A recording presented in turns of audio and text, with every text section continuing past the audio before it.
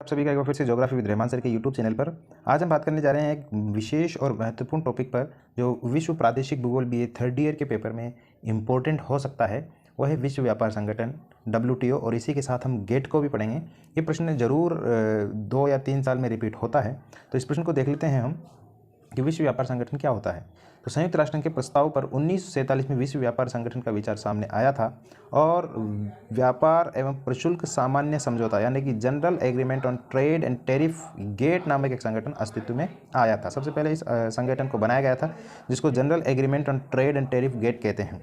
ये ध्यान रख लेना, इसका पूरा नाम भी पूछा जा सकता है। आसियान का पूरा नाम पूछा जाता है, गेट का पूरा नाम पूछा जाता है, WTO का पूरा नाम, और नाटो का पूरा नाम पूछा जाता है, नाफ्टा, साफ्टा, इन सभी का पूरा नाम पूछा जाता है। एक बार देख के चले जाना इसको। अस्तित्व में इस संगठन द्वारा 2 राष्ट्रों के मध्य उत्पन्न व्यापार संबंधी विवादों को समझौतों द्वारा निपटारा किया जाना था। यानी कि 2 देश के बीच में जो व्यापार संबंधी कोई विवाद हो जाता है, उसका निपटारा करना इसका उद्देश्य था। इसका मुख्यालय कहाँ रखा गया? जेनेवा में रखा गया। ध्यान रखना है, जेनेवा बहुत इंपॉर्टेंट है, स्विट्जरलैंड में है। गेट के द्वारा केवल कच्चे माल एवं निर्मित वस्तुओं को ही सम्मिलित किया गया था। यानी कि या तो कच्चे माल को आप जो है ट्रेड कर सकते हो, व्यापार कर सकते हो, या फिर निर्मित वस्तुओं को, फार्म प्रोडक्ट और सेवाओं को इसके कार्य क्षेत्र से बाहर रखा गया है।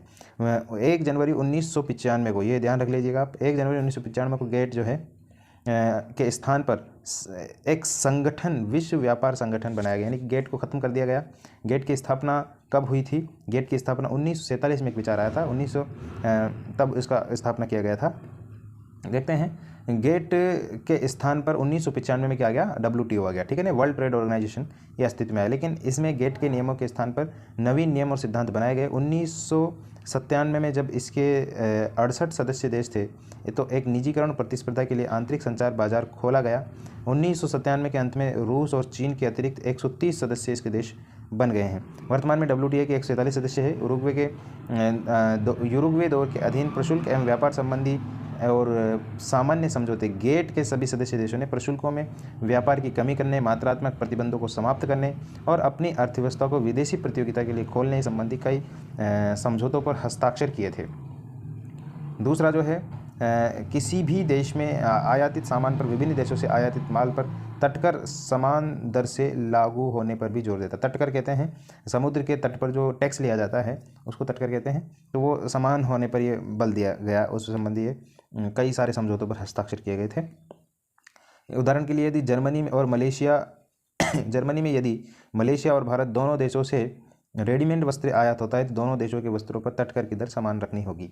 यानी कि किसी भी देश में किसी 2 अन्य देशों से अगर कोई माल आयातित हो रहा है, तो उस पर जो टैक्स लगेगा वो समान लगेगा। ये इसमें बात कही गई थी।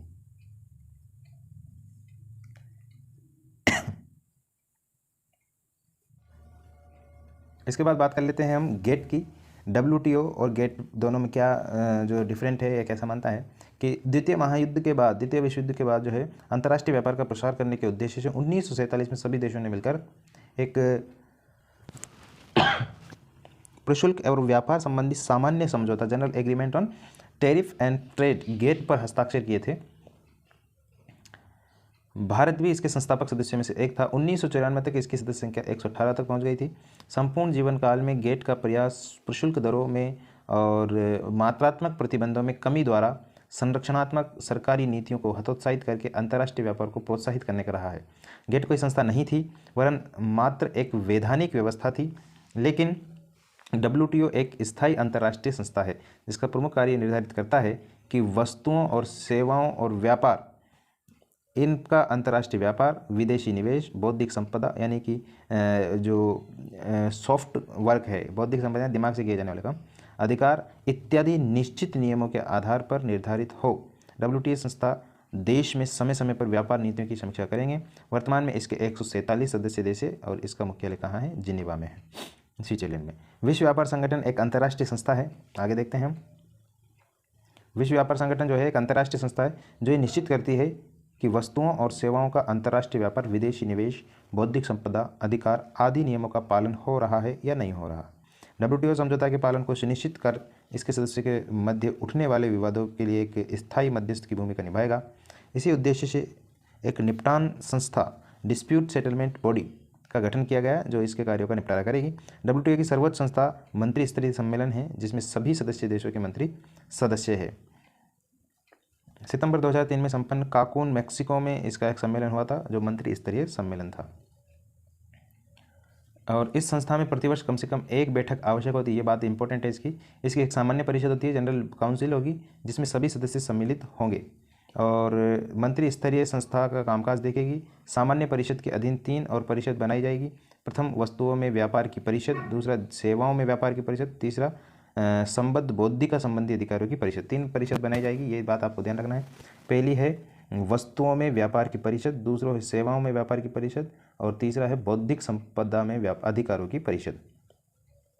Council for trade and goods, council for trade and service, council for trade relates aspect of intelligence property rights.